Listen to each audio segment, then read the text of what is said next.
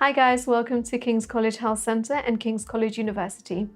I'm Lily, I'm the health promoter and one of the receptionists at King's College Health Centre. GP stands for General Practitioner. A GP is your family doctor who is the main point of contact for general health care of NHS patients. All UK residents are entitled to an NHS GP. As a student studying in the UK, you are eligible for primary care services such as a GP, provided that you are registered with one. NHS services with a GP are free, however, being registered with a GP does not mean you'll be entitled to free NHS hospital treatment. Hospitals may ask you to present your valid EHIC or proof of payment for your immigration health surcharge. You have two options. You can either register with a local GP, this is based on your postcode, or if you're a student or staff member at King's, you can register with King's College Health Centre. However, you cannot be registered with more than one GP at a time. If you decide to change GPs, your paper and electronic records will be transferred to your new GP. You can submit your registration form by visiting our website. Please note the health centre is based in Bush House, but we are not directly linked to King's College London, so being a student would not automatically get you registered with us as your GP. It's also important to know that we would never release confidential information to anyone at the university without your explicit consent. The NHS is not an insurer, but a service that provides healthcare whilst you're in the UK. The insurance you would need depends on where you are coming from and the insurance agreement that is in place between the two countries. Once you have registered with our practice, you can book appointments by calling us during our opening hours. You have the option to book a doctor's appointment by using your system online account. Each missed appointment is a cost on the NHS, so it's important that you let your GP know if you cannot attend.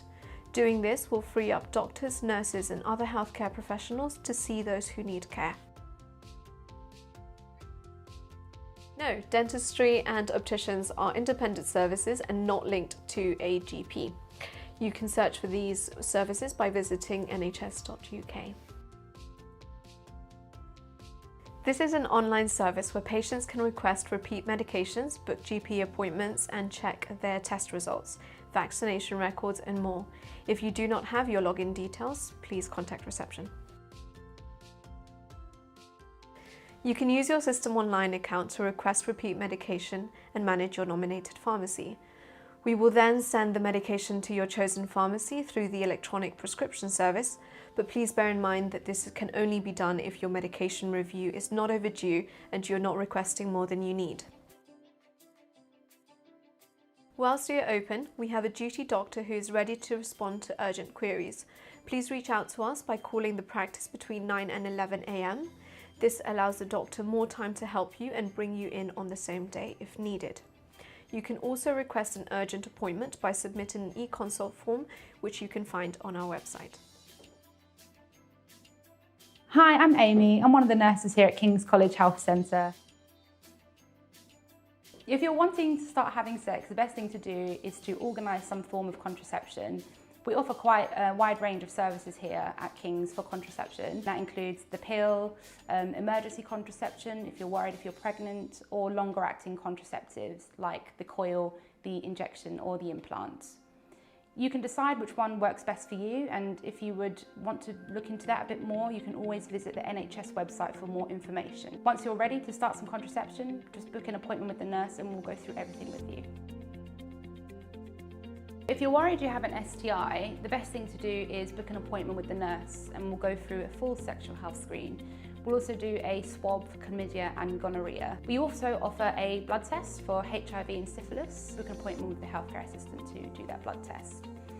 If you don't have any symptoms but you still want to know if you've got an STI, you don't need to book an appointment. You can just come into the health centre. If you're a lady, in the ladies' toilet you'll find a swab and that will test for chlamydia and gonorrhea. What you'll need to do is just hand that to reception once you've done that swab. For men, if you're wanting to do an STI screen, it's a urine sample, and the same thing, you just hand it to reception once you're finished.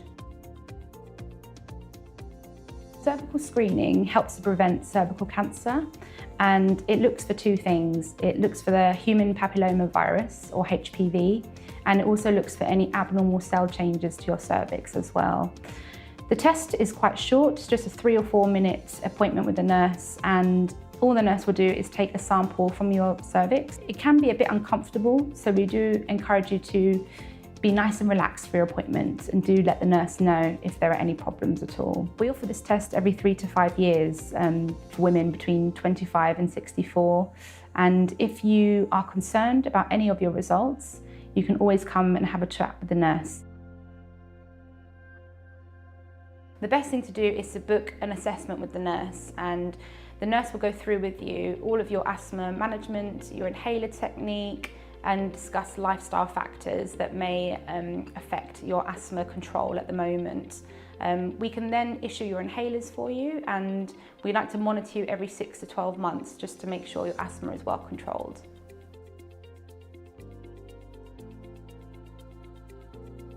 If your asthma has suddenly got worse and you're finding it very difficult to breathe, the best advice is to use 10 puffs of your blue inhaler, and you can repeat that every 15 minutes.